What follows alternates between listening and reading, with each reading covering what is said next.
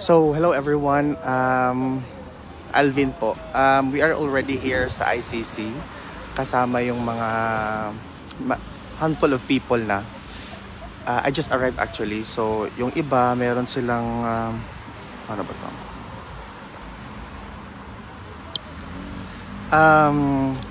Meron ng Filipinos dito na nag-aantay kay Tatay Digong. Yung iba talaga, yan na. Ni Pangulong Rodrigo Duterte, ano yung message mo sa kanya at lang sa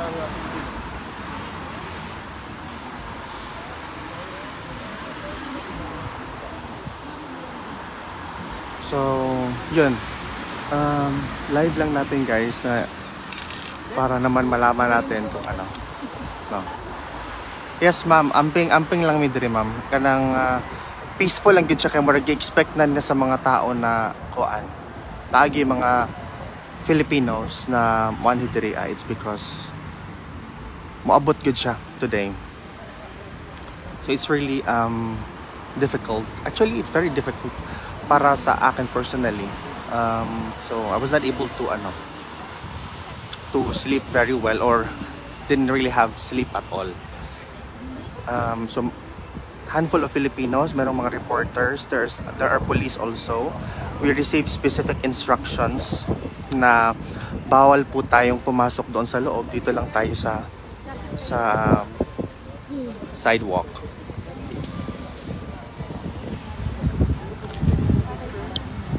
So also, I would like to remind everybody na pupunta dito that it is very important na diba, picture lang. Wait. Picture muna.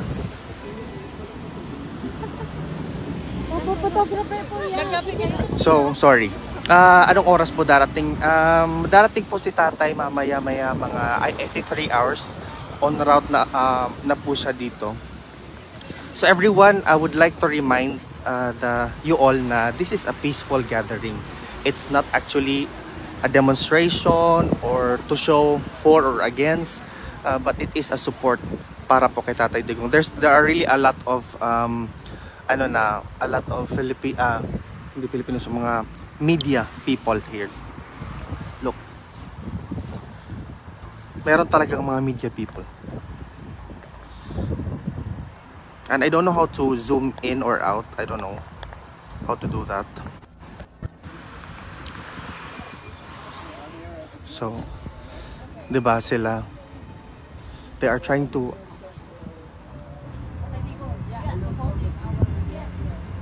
they're trying to ambush interview him.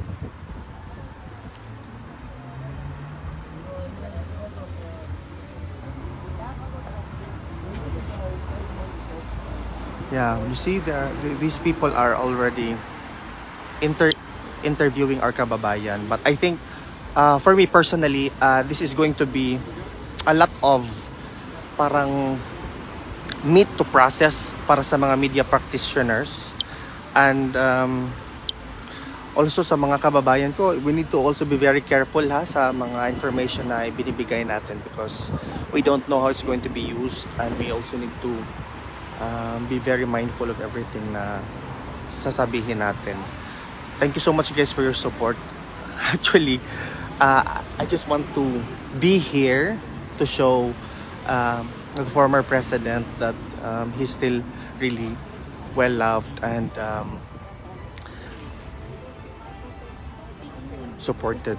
So, hello, sorry.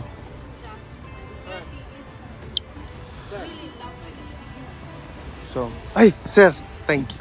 Nice to meet you. No, darating na daw siya mga less than 3 hours from now is ATA niya mga 1 o'clock. 1 o'clock dito? 1 o'clock dito. Pero from Rotterdam pa yon. After Rotterdam, pupunta pa siya dito. Saya 1 o'clock. Thank you po.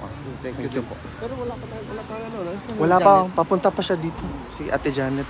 Mamaya sir, mga medyo hapon-hapon siguro or midday, pupunta talaga maraming Pilipino. But it's actually good to know na nagbigay na ng information yung mga pulis na dito lang talaga tayo. Oo. So doon sa area na yon, doon lang dapat magkaroon ng pagtitipon. Parang pagtitipon lang. Doon lang tayo Doon mamaya. sa may yung taas na yon, meron ng barangay doon lang dapat. Kasi maganda sana mamaya na sabihin natin sa mga kababayan natin na obey lang tayo kasi baka yung iba pupunta doon at saka Pero nakaano naman nakatimbre na sa police, ibig sabihin nakamonitor na sila. And alam then, nila no napupunta ang mga ang inaano nila ngayon is how many and then sino yung pupunta yung anti sa pro kung magkakasama ba exactly, daw sa oo. Kasi yun yung mangyayari, Kaya meron dapat talaga. sabihin na lang doon sa mga nandito ngayon ng mga pro. Unahan na doon yung pwesto kasi doon yung pinaka Saan ba doon? Ba sa may likod? O, diyan sa taas sa niyan, taas? yung Okay. ano na yan.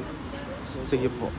Kasi mangyayari. Dapat maglagay na ng ano doon kung mayroon silang banner na para hindi na pistuhan ng Okay. ng antay. Oh, exactly. So, di ko alam kung saan. So, in this area, pwede din daw. Pero hindi pwede dito sa fit spot. Hindi. Oo, sige po. So, in this area. Kasi mas mabuti nga na prepared pala yung mga pulis talaga na mangyayari to. Tanong nga natin. Sige po.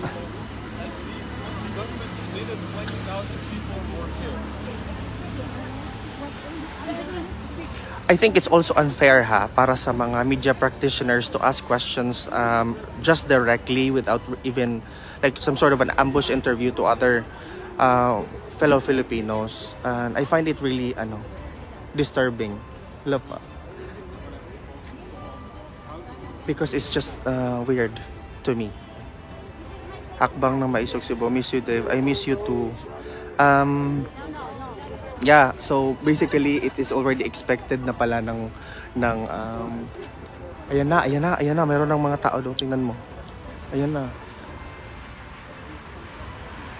Ayan na yung mga taong parang against sila, and literally they are so prepared with everything. Look, tingnan mo.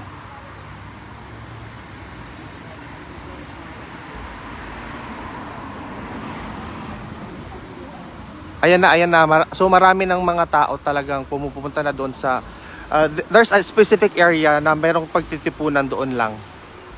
And it's actually expected with all the banners and whatnot.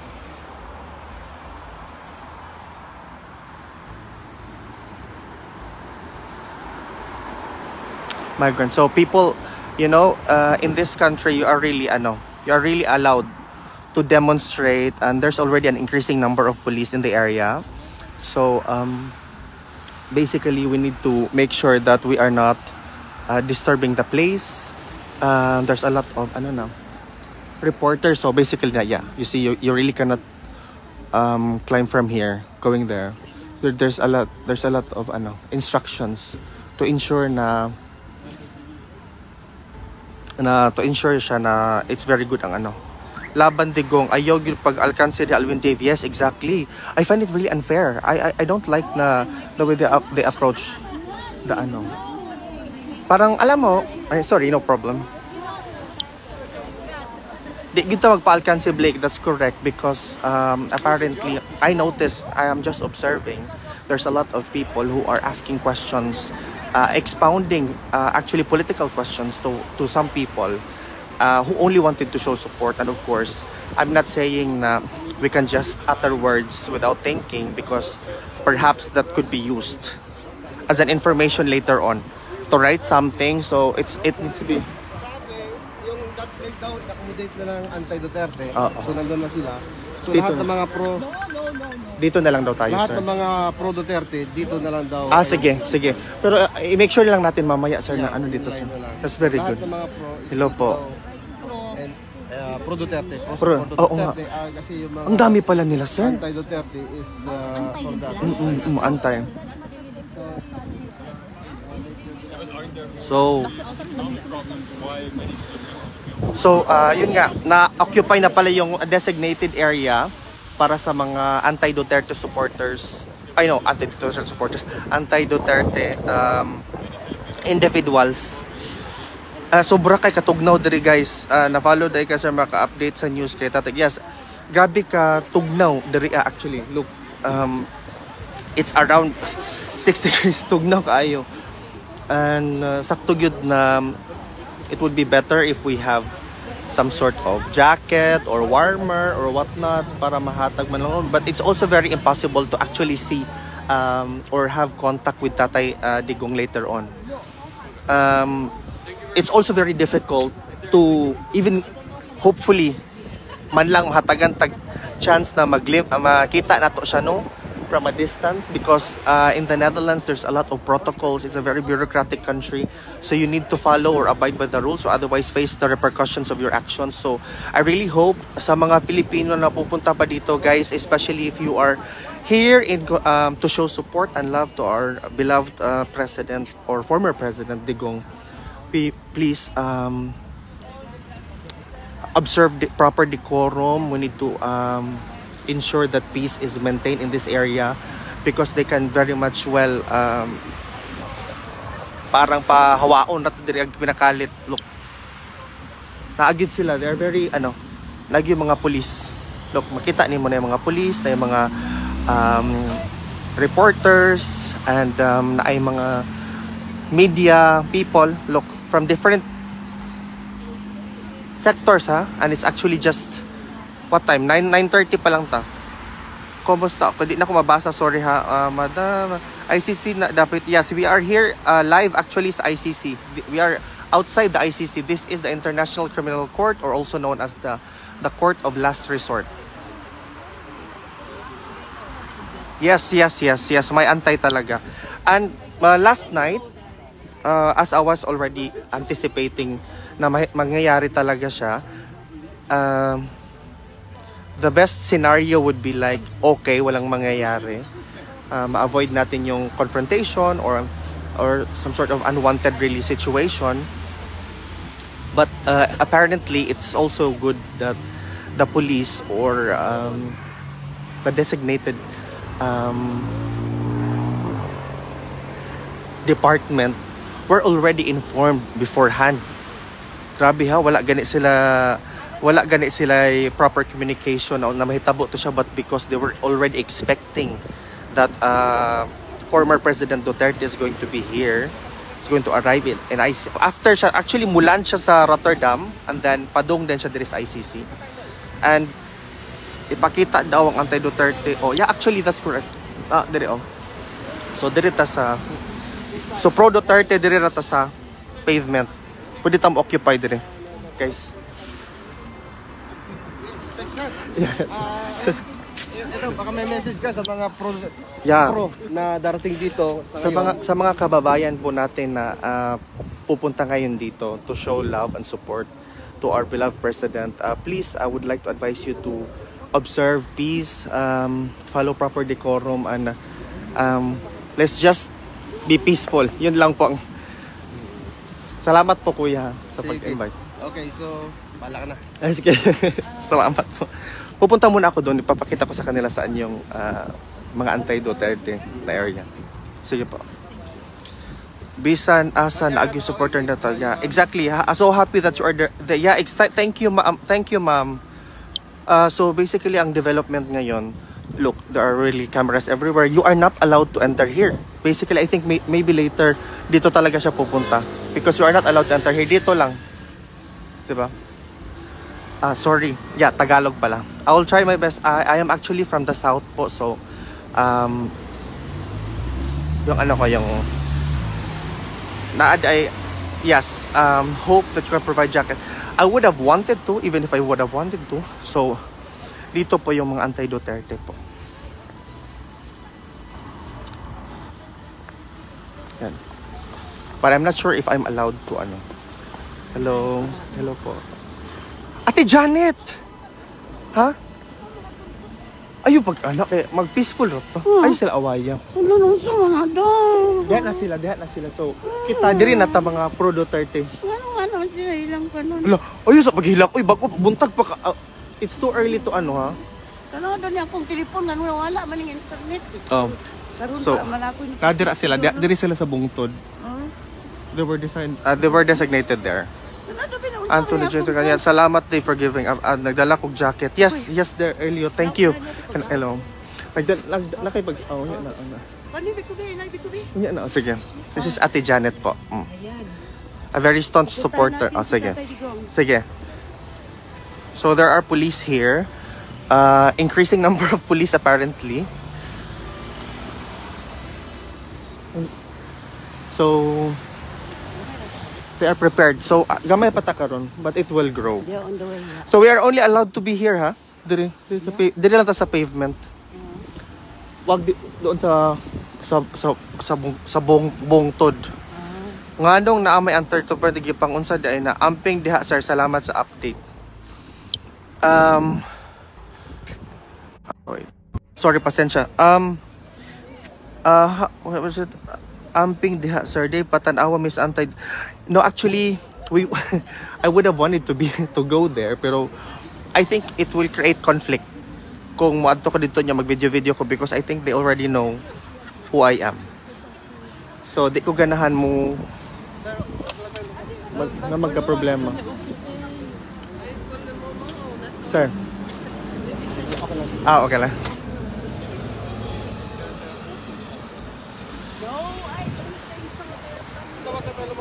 Yeah, dito. Wag lang. Hello. Can we even go there and talk to them or what? Show them or anything?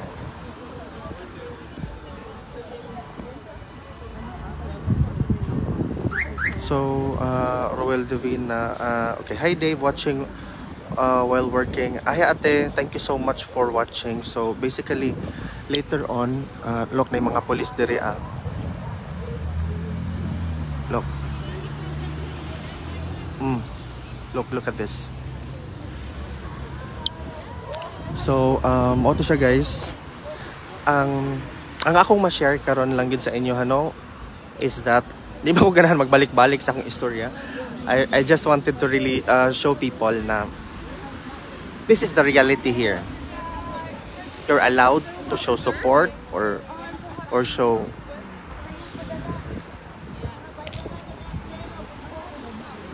sus na po yung mga istorya mga bayaran sus.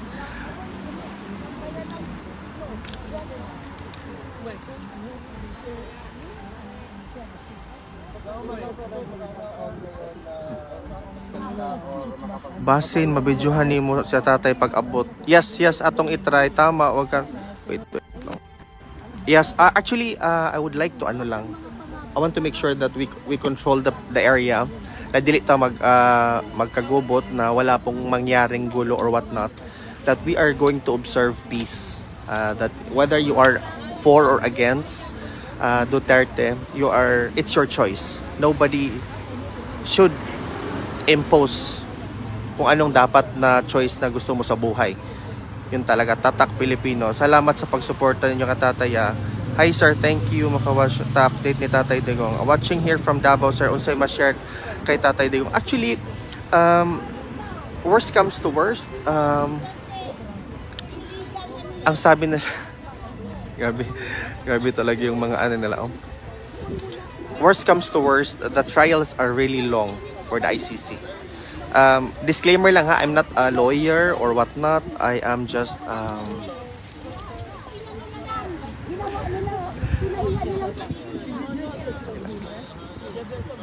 people are from merong mga media practitioners from France. Some people are look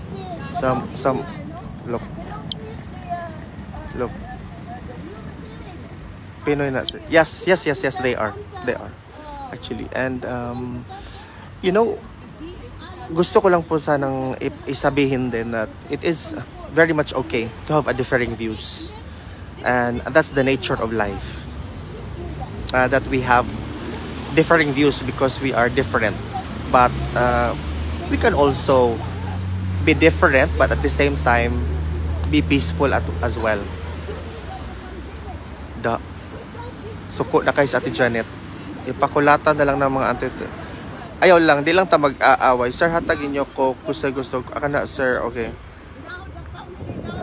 Dave, sige lang kog hilak dere. I'm really sorry. Yeah, I feel you, Ma'am Chime. I really feel also very emotional. This moment gid na ko siya gipalampas because this is too personal for me. I don't know why, but I really see Tatay Digong as actually a father. Aside from having my own father, he really showed unconditional love para sa mga tao.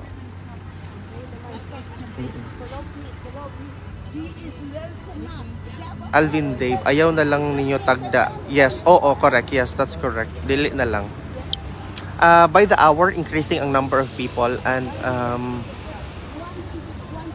di gyud ka pwede mo ato dito sa taas, guys. Actually, watching from Butuan. Thank you so much. Hello, everyone. Summer, salong sa bakong laban, Dave. Thank you. Thank you, Jade. I miss you.